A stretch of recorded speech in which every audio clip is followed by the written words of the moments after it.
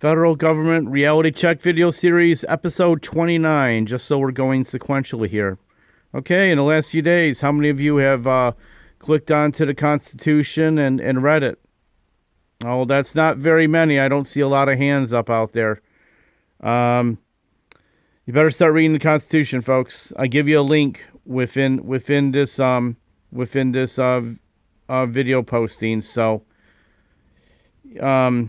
you got to know what the Constitution is so you can know how we're going to restore America and all those individual God-given liberties and freedoms that you enjoy, which are being stripped away methodically and systematically, I might add.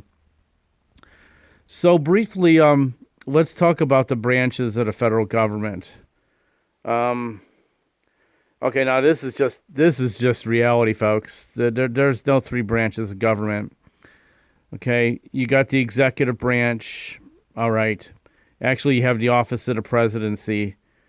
And then you have the Department of Defense, which literally, because of its size and its massive scope and its ties into Wall Street and all the contracting, DOD is truly its own branch of government. And then the National Security Agency, truly, because of the scope of what they do within the intelligence community. In fact, they do probably 80% of the intelligence community work. They are their own branch of government. Then you have Congress, which is two more branches of government. You have the Senate, that's its own branch. And you have the House, that's its own branch. So there's a lot of branches to government. So let's talk about Congress. Did you know that there are 200 committees and subcommittees within the committee-subcommittee structure of Congress? And of course, with all those committees, they serve what? Yes, the lobbyists and all the special interest groups and all the associations that want to micromanage this law, nuance this law, get rid of this law, pay you to not be involved in this law, pay off Congress people to be involved in this law, so forth and so on. A lot of the larger PACs and associations and special interest groups, what they do is they pay off. That sounds so bad. When they buy members of Congress, yes, that sounds better.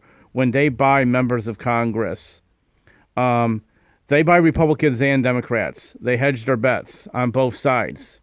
So, just in case anybody's wondering about how that really works.